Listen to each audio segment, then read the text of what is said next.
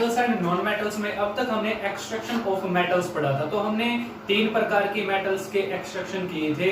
एक तो high reactivity, बीच में मॉडरेटली रिएक्टिव और लीस्ट रिएक्टिव। आज हम पढ़ेंगे रिफाइनिंग ऑफ मेटल्स, मतलब मेटल की रिफाइनिंग या प्योरिफिकेशन कैसे की जाती है। तो जो हाई रिएक्टिव मेटल्स होती है हमारे पास, मैंने आपको बताया था वो क्या है, इलेक्ट्रोलाइटिकली रिडक्शन के जरिए से या इलेक्ट्रोलाइटिक रिफाइनिंग के जरिए से क्या की जा सकती है, उनको हम प्योरीफाई कर सकते हैं। तो अब हमारे पास आता है इलेक्ट्रोलाइटिक रिफाइनिंग।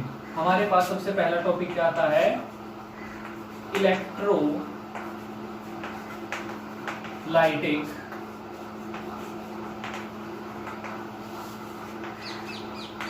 रिफाइनिंग। इसमें आता है हमारे पास हम इलेक्ट्रिक करंट गुजार करके किसी भी जो हाई रिएक्टिव मेटल है उसको क्या कर सकते हैं, फाइंड आउट कर सकते हैं। इसको बोलते हैं इलेक्ट्रोलाइटिक रिफाइनिंग के नाम से जानते हैं। जैसे इसके अंदर हम एक टैंक ले लेंगे, क्या ले लेंगे, इसके अंदर हम एक टैंक ले लेंगे हमारे पास। मान लीजिए ये टैंक ले लिया है हमने, ये मान लीजिए हमारे पास क्या है, एक टैंक है हमारे पास, नाम रख देंगे इसका, क्या हो जाएगा, टैंक। अब हमारे पास क्या करेंगे, अब हमारे पास 2 टर्मिनल ले लेंगे हम।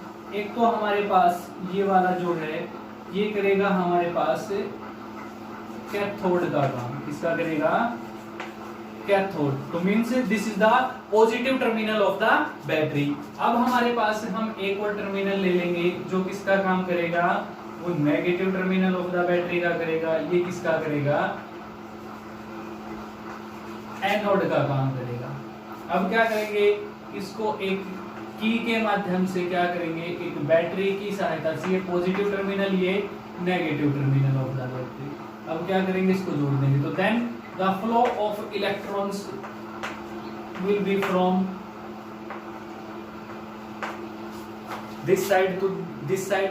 अब हमारे पास ये एनोड है, ये कैथोड है, मतलब ये positive terminal of the battery, this is the negative terminal of the battery. अब हम इसके अंदर क्या करेंगे, एक सॉल्यूशन, एक इलेक्ट्रोलाइट के नाम से जिसको जानेंगे, एक सॉल्यूशन इसमें फिल अप कर देंगे जिसको हम नाम से जानेंगे एसिडिफाइड CuSO4 सॉल्यूशन, मतलब एसिडिफाइड कॉपर सल्फेट का सॉल्यूशन ले लेंगे हम। इसके अंदर से कॉपर जो धातु है उसको क्या करेंगे, सेपरेट करेंगे, इलेक्ट्रोलाइटिकली रिफाइनिंग करेंगे हमारे पास। तो क्या होगा, ये टैंक ले लिया हमने, ये एसिडिफाइड CuSO4 सॉल्यूशन है जिसको हम क्या है, एक इलेक्ट्रोलाइट के नाम से जानते हैं। इसको किस के नाम से जानेंगे, इलेक्ट्रोलाइट के नाम से जानेंगे हमारे पास। ये क्या, जिस इलेक्ट्रोलाइट एक ऐसा सॉल्यूशन है जिसके अंदर से इलेक्ट्रिक करंट इजीली पास हो जाएगा। देन वी स्विच ऑन, जब हम क्या करेंगे,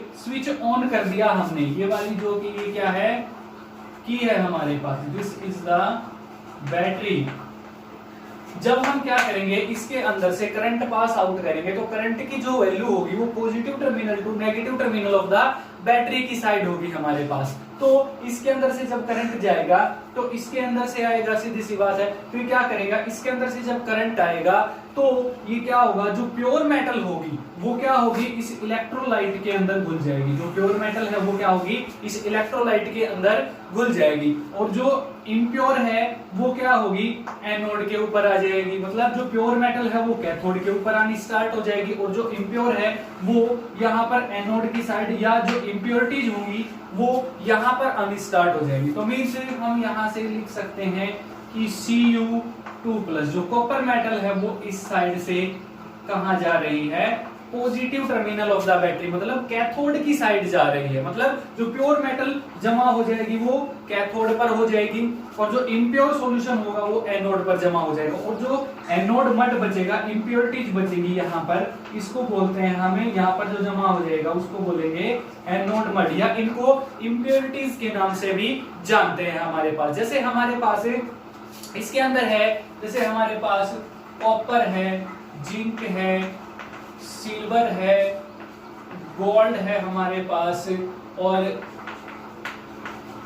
निकल है, एटसेट्रा। और भी बहुत सारी मेटल हैं हमारे पास जो क्या है इलेक्ट्रोलाइटिकली क्या की जा सकती है, इस विधि के जरिए से क्या की जा सकती है, रिफाइंड की जा सकती है। उसको क्या बोलेंगे, इलेक्ट्रोलाइटिक रिफाइनिंग के नाम से जानते हैं। जैसे इसको एक बार फिर एक्सप्लेनेशन कर देता हूं मैं। हमारे पास क्या होती है, जैसे हमारे पास कुछ मेटल है, कॉपर है, जिंक है, सिल्वर है, गोल्ड है, निकल है।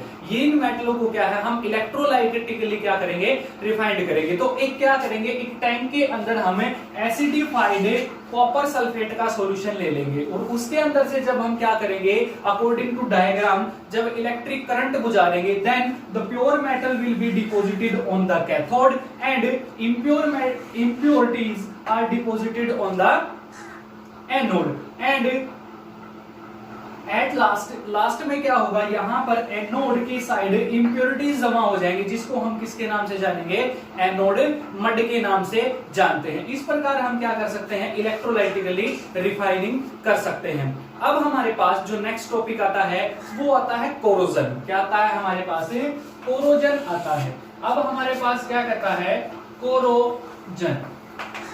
कोरोजन होता है बेटा संक्षारण। क्या होता है, संक्षारण होता है। संक्षारण मतलब जंग लगना। रस्टिंग ऑफ आयरन, कोरोजन बात एक ही है। इसमें थोड़ी सी डेफिनेशन डिफरेंट हो जाएगी। क्या हो जाएगी, the weakening of iron articles due to environmental factors like air है, ऑक्सीजन है, वाटर है, इनके कारण जो है आयरन आर्टिकल्स हैं वो क्या हो जाते हैं, वीक हो जाएंगे बिल्कुल। जैसे हम क्या करेंगे, आयरन आर्टिकल को एटमॉस्फेरिक फैक्टर, जैसे O2 है हमारे पास, H2 है हमारे पास और प्लस में क्या है, एयर है हमारे पास। अगर इन एटमॉस्फेरिक फैक्टर्स के साथ ये रिएक्ट करेंगे तो क्या बनाएंगे, Fe2O3 into XH2O बनाएंगे हमारे पास। This is the rust, this is the rust. ये क्या है, रस्ट का फॉर्मूला। और वो क्या हो जाएंगे, डैमेज हो जाएंगे हमारे पास। तो क्या होगा, डैमेज अगर हो जाएंगे तो उसको बोलेंगे कोरोजन। क्या बोलेंगे, कोरोजन। इसकी कुछ डिसएडवांटेजेस भी हैं। क्या है, डिसएडवांटेजेस, हानियां भी है। जैसे हमारी क्या है, आयरन रेलिंग्स होती हैं, जो हमारे पास रेल की पटरियां वगैरह होती हैं, मतलब आयरन के जितने भी आर्टिकल होते हैं, कार बॉडीज होते हैं, ट्रैक्टर होते हैं, ट्रॉली वगैरह होती है, तो उनकी जो चद्दर वगैरह होती है वो क्या है, इसके कारण बिल्कुल ही क्या हो जाएगी, डैमेज हो जाएगी। तो अब हम पढ़ेंगे स्टूडेंट्स प्रिवेंशन। क्या पढ़ेंगे, प्रिवेंशन मतलब बचाव के उपाय, मतलब कोरोड होने से हम कैसे बचा सकते हैं किसी भी आयरन आर्टिकल्स को। तो अब हमारे पास नंबर 1 आता है। नंबर 1 क्या करेंगे, अगर हम क्या करेंगे, आयरन आर्टिकल्स के ऊपर चाहे तो ग्रीस अप्लाई कर देंगे या ऑयल अप्लाई करके भी क्या कर सकते हैं, हम उनको जंग लगने से बचा सकते हैं। अगर हम उनके ऊपर ऑयल लगा देंगे या ग्रीस लगा देंगे तो जो आयरन आर्टिकल्स हैं वो एटमॉस्फेरिक फैक्टर्स के साथ, इन्वायरमेंटल फैक्टर्स के साथ क्या नहीं करेंगे, रिएक्ट नहीं करेंगे। तो रिएक्शन जब तक नहीं होगी तो वो कोरोडे नहीं होंगे। क्यों, क्योंकि Fe2O3 into XH2 हमारे पास जो रस्ट का फॉर्मूला वो फॉर्म्ड नहीं होगा। नंबर 2 आता है हमारे पास बाय मेकिंग अलॉयज, मतलब हम अलॉय बना करके भी क्या कर सकते हैं, मिश्र धातु बना करके भी क्या कर सकते हैं, हम उनको जंग लगने से बचा सकते हैं। नंबर 3 आता है हमारे पास बाय गैल्वेनाइजेशन मेथड, मतलब यशद लेपन के द्वारा। यशद लेपन क्या होता है हमारे पास, हम आयरन आर्टिकल्स को या स्टेनलेस स्टील को प्रोटेक्ट करते हैं जंग लगने से बचाने के लिए, मतलब उनको जंग लगने से बचाते हैं। उस प्रक्रिया में क्या है, उनके ऊपर एक जिंक की लेयर चढ़ाई जाती है, जिसको हम क्या करते हैं, गैल्वेनाइजेशन मेथड के नाम से जानते हैं। तो इसकी डेफिनेशन हम लिख सकते हैं, it is a process in which protect the iron article from rust due to which it covers with zinc layer. This is known as a galvanization method. अब हमारे पास इसी प्रकार आता है नंबर 4 आता है बाय इलेक्ट्रोप्लेटिंग। इलेक्ट्रोप्लेटिंग के अंदर क्या करेंगे, हमें टीन या क्रोमियम की परत चढ़ा देंगे। जैसे हमने जिंक की चढ़ाई थी वैसे ही आयरन आर्टिकल्स को प्रोटेक्ट करने के लिए किसकी, टीन या क्रोमियम की परत उसके ऊपर चढ़ा देंगे। नंबर 5 हमारे पास आता है, नंबर 5 में कहता है बाय एनोडाइजिंग। एनोडाइजिंग होता है एनोडीकरण। एनोडीकरण भी एक प्रक्रिया होती है जिसके अंदर क्या करता है, एल्यूमिनियम के बर्तनों के ऊपर आयरन के बर्तनों के ऊपर एल्यूमिनियम की एक परत चढ़ाई जाती है, जिससे एल्यूमिनियम आर्टिकल क्या है प्रोटेक्ट होते हैं, कोरोड नहीं होते, जिससे क्या है एल्यूमिनियम के जो बर्तन वो एक अट्रैक्टिव फिनिश देते हैं, जिससे हमको क्या बोलते हैं एनोडाइजिंग। अब हमारे पास क्या है जो इसकी प्रिवेंशन थी ये कंप्लीट हो जाते हैं हमारे पास। फिर आता है हमारे पास कि कई बार हमने देखा होगा ये भी क्या है एक प्रकार का कोरोजन होता है हमारे पास। हमने देखा होगा कि जो सिल्वर आर्टिकल्स होते हैं, जैसे सिल्वर का फॉर्मूला है हमारे पास Ag, अगर इनको क्या है खुले में छोड़ देंगे तो वो क्या हो जाते हैं एक ब्लैक लेयर अटेन कर लेते हैं। मतलब जो सिल्वर के बर्तन हैं या जैसे लेडीज की जो पाजे वगैरह होती है वो सिल्वर की होती है, चांदी की होती है, अगर वो क्या करेगी एक एटमॉस्फेरिक एयर के साथ रिएक्ट करेंगी तो वो ब्लैक कलर की हो जाती है। क्यों जब हम इसको खुले में छोड़ेंगे तो ये क्या करेगा एटमॉस्फेरिक एयर के साथ रिएक्ट करेगा, और रिएक्ट करने के साथ ही ये क्या कर लेगा एक सिल्वर सल्फाइड की लेयर बना लेगा अपने ऊपर। तो silver sulphide is a black coloured layer, इसी वजह से क्या है वो ब्लैक कलर की हो जाती है हमारे पास। अब हमारे पास कहता है जो कॉपर होता है, कॉपर के ऊपर क्या है एक ग्रीनिश लेयर आ जाती है। बाय द वे हम क्या करते हैं जब उसमें जैसे जो हमारे मंदिर वगैरह में होती है कॉपर की लुटियासी होती है छोटी सी, तो उसके अंदर हम अगर पानी भर के रख देंगे तो आप देखोगे उसके जो किनारे होते हैं उसके ऊपर कल सुबह मतलब जो होगी एक ग्रीनिश कलर की लेयर होगी। क्यों होती है वो, तो हम देखेंगे जो कॉपर है अगर उसको खुले में छोड़ देंगे तो सीधी सी बात है जो मॉइस्ट कार्बन डाइऑक्साइड होगी, मतलब उसके अंदर पानी की क्वांटिटी भी होगी, तो मतलब वो क्या हो जाती है मॉइस्ट क्या हो जाती है कार्बन डाइऑक्साइड हो जाती है। अब हमारे पास एयर के अंदर ऑक्सीजन भी जरूर होगी, तो ये इसके साथ क्या करते हैं रिएक्ट करते हैं, रिएक्ट करके ये बनाएंगे कॉपर कार्बोनेट और प्लस में क्या बनाएंगे कॉपर हाइड्रोक्साइड बनाते हैं। क्या बनाते हैं कॉपर कार्बोनेट तथा कॉपर हाइड्रोक्साइड। जो ग्रीनिश लेयर होती है this is the mixture of copper carbonate and copper hydroxide. इस कारण से क्या है इनके मिक्सचर के कारण क्या आ जाती है वो उसके ऊपर क्या आ जाएगी ग्रीन कलर की एक लेयर फॉर्म्ड हो जाएगी। ठीक है, इसी वजह से जो कॉपर के बर्तन हैं उनके ऊपर हो जाएगी। अब हमारे पास क्या कहता है गैल्वेनाइजेशन के बारे में मैं आपको बता चला हूं, इलेक्ट्रोप्लेटिंग के बारे में अभी बताया, और हमारे पास एनोडाइजिंग के बारे में मैंने बताया। अब हम जिस टॉपिक के ऊपर चल रहे हैं वो इंपॉर्टेंट है।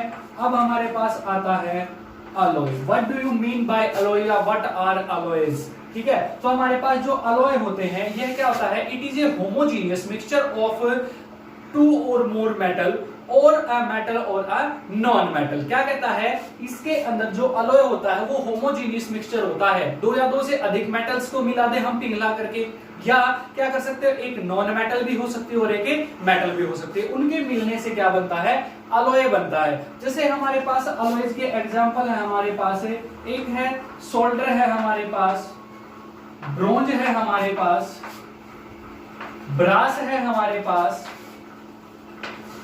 स्टेनलेस स्टील है हमारे पास, और भी है हमारे पास। ये इसके क्या है अलॉयज के एग्जांपल हैं। अब हमारे पास क्या कहता है पर्पसेस आते हैं, पर्पसेस फॉर मेकिंग अलॉयज। मतलब अलॉयज बनाने के पर्पसेस क्या हैं, क्यों बनाते हैं, मकसद क्या होता है हमारा अलॉय बनाने का। सबसे पहला होता है हमारे पास to increase the hardness of the metal. मतलब जो मेटल्स हैं हमारे पास उनकी हार्डनेस रिजिडिटी इंक्रीज करने के लिए हम क्या करते हैं उनको बनाते हैं। नंबर 2 आता है हमारे पास टू इंक्रीज द स्ट्रेंथ। मतलब उसकी ताकत उसकी पावर हम इंक्रीज करने के लिए भी क्या करते हैं अलॉयज को बनाते हैं। Number 3 to prevent from corrosion and rusting of iron. मतलब रस्टिंग ऑफ आयरन से बचाने के लिए या संक्षारण से बचाने के लिए भी हम क्या करते हैं अलॉयज का निर्माण करते हैं। नंबर 4 आता है टू इंक्रीज द सोनोरिटी, या जो सोनोरिटी होता है आपको मैंने बताया था ये एक एबिलिटी होती है मैटर की जिसके अकॉर्डिंग अगर इनको किसी हार्ड सरफेस से क्या है टकराया जाता है तो ये साउंड प्रोड्यूस करते हैं। तो अगर जो हमारी स्कूल बेल होगी या कोई बेल होती है हमारे घर में डोरबेल जो होती है वो अलॉय की बनी होती है। क्यों? क्योंकि उसकी जो साउंड प्रोड्यूस करने की कैपेसिटी जो है वो इंक्रीज हो जाती है। इसी प्रकार से हमारे पास ये है, और उनका मेल्टिंग पॉइंट इंक्रीज करने के लिए भी हम क्या करते हैं, अलॉय का निर्माण करते हैं हमारे पास। अब हम पढ़ेंगे students, why does 22 carat gold is used to make jewellery या ऑर्नामेंट्स। हम क्या करते हैं, 22 कैरेट गोल्ड का उपयोग करते हैं ज्वेलरी बनाने के लिए, ऑर्नामेंट्स बनाने के लिए, या इसको बोल सकते हैं what do you mean by 24 carat gold. तो 24 कैरेट गोल्ड का मतलब है कि उसमें जो 24 पार्ट हैं वो प्योरेस्ट गोल्ड के, मतलब उसमें एक भी पार्ट अलॉयड नहीं किया गया है। तो हमारे पास वो बहुत ही सॉफ्ट होता है, बहुत ही लचीला होता है, इस वजह से उसके आभूषण नहीं बनाए जा सकते। तो 22 कैरेट गोल्ड का उपयोग किया जाता है आभूषण बनाने के लिए। तो हमारे पास जो 22 कैरेट गोल्ड होता है, इट मींस दैट, उसका मतलब होता है कि 22 पार्ट जो होते हैं हमारे पास, मतलब 22 पार्ट्स आर गोल्ड। उसमें जो 22 पार्ट होते हैं वो तो प्योर गोल्ड के होते हैं, लेकिन जो 2 पार्ट होते हैं हमारे पास, 2 पार्ट जो होते हैं वो या तो सिल्वर के मिलेंगे आपको, या किसके मिलेंगे, कॉपर के मिलेंगे हमारे पास। इनको क्या कर दिया जाता है, इनके अंदर अलॉयड कर दिया जाता है। इसी वजह से उसका सरफेस सख्त करने के लिए, रिजिड करने के लिए, उसकी हार्डनेस बढ़ाने के लिए हम क्या करते हैं, सिल्वर और कॉपर को क्या करते हैं 22 कैरेट गोल्ड के अंदर क्या करते हैं, अलॉयड कर देते हैं। That is why in India 22 carat gold is used to make ornaments.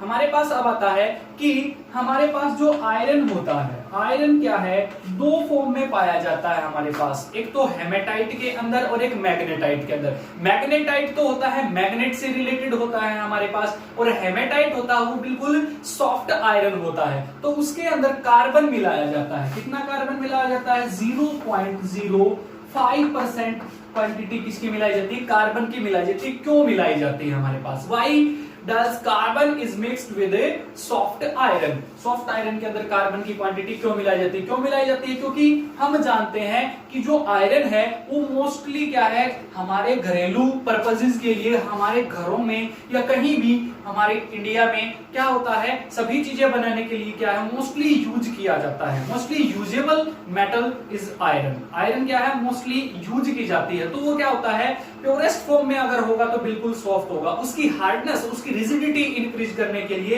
या उसको अलॉयड करने के लिए, उसकी मिश्र धातु बनाने के लिए उसकी रिजिडिटी इंक्रीज कर दी जाती है। क्या ऐड करके, उसके अंदर क्या करेंगे, 0.05% क्या कर देंगे, कार्बन ऐड कर देंगे हमारे पास। अगर हमने ये कर दिया तो क्या होगा, वो उसका सरफेस जो जाएगा वो हार्डन हो जाएगा, जिस वजह से हम क्या कर सकते हैं, कोई भी आयरन आर्टिकल इजीली क्या कर सकते हैं, हम बना सकते हैं। अब हमारे पास क्या आता है, मेटालर्जी आता है हमारे पास। क्या आता है, मेटालर्जी। मेटालर्जी होता है हमारे पास धातु शोधन। क्या होता है, धातु शोधन, मतलब धातुओं का शोधन किस प्रोसेस के द्वारा किया जाता है उसको बोलते हैं मेटालर्जी। मतलब धातुओं का शोधन इसी प्रकार से किया जाता है। इस क्वेश्चन में पढ़ेंगे what do you mean bye metallurgy. तो हमारे पास जो मेटालर्जी होती है, क्या होती है, the extraction of metal from their ores. मतलब जो मेटल्स होती हैं हमारे पास, क्या होती हैं, जो मेटल्स होती हैं उनको एक्सट्रैक्ट किया जाता है। क्या किया जाता है, एक्सट्रैक्ट किया जाता है हमारे पास, निष्कासन किया जाता है इनका। कहां से, इनके ओर्स के अंदर से। इनके ओर्स के अंदर से मेटल्स को क्या किया जाता है, एक्सट्रैक्ट किया जाता है। इन ओर्स के अंदर से मेटल को क्या करेंगे, एक्सट्रैक्ट करेंगे। उस प्रोसेस को हम मेटालर्जी या धातु शोधन के नाम से जानते हैं। इसमें कुछ मेथड्स होते हैं। सबसे पहला हमारे पास आता है कंसंट्रेशन ऑफ ओर्स। क्या होता है, कंसंट्रेशन ऑफ ओर्स होता है हमारे पास। क्या कहता है, the removing the gang particles from the ores. मतलब अगर हम गैंग पार्टिकल को, मतलब हमने पढ़ा था ओर्स के बारे में पढ़ा था या गैंग के बारे में पढ़ा था, मतलब जो भी इंप्योरिटीज थी वो हमारे पास मिनरल्स के साथ चिपकी हुई मिलती, तो उन इंप्योरिटीज को हम गैंग कहते हैं। अगर हम क्या करेंगे, किसी और से हम उसकी गैंग को अगर अलग कर देते हैं, उसको क्या बोलेंगे, हमें कंसंट्रेशन ऑफ ओर्स। अब हमारे पास इसका दूसरा स्टेप आता है रिडक्शन। क्या आता है? रिडक्शन। हमने फर्स्ट लेसन में पढ़ा था रिडक्शन रिएक्शन मतलब है अपचयन अभिक्रिया। क्या पढ़ा था? अपचयन अभिक्रिया।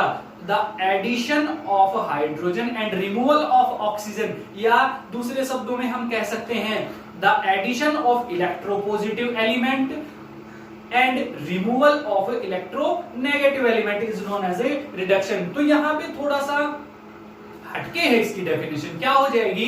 The process by which the metal reduced from their oxide or sulphide or carbonates. क्या कहता है? जो रिडक्शन प्रक्रिया होती है इसमें क्या करेंगे, इस जिसके जरिए से मेटल को क्या किया जाता है? रिड्यूस किया जाता है। जो मेटल्स होती हैं हमारे पास उनको रिड्यूस्ड किया जाता है। क्या किया जाता है? रिड्यूस्ड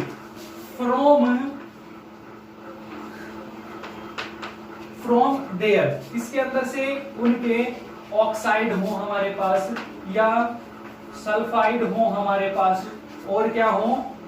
कार्बोनेट्स हो। मतलब अगर इन तीनों स्टेप्स के अंदर ये हैं, ऑक्साइड के अंदर है, सल्फाइड के अंदर है या कार्बोनेट्स के अंदर है, तो हम इनको क्या करते हैं? हीट अप करके क्या कर सकते हैं? इनके ऑक्साइड से हम क्या कर फाइंड आउट करेंगे?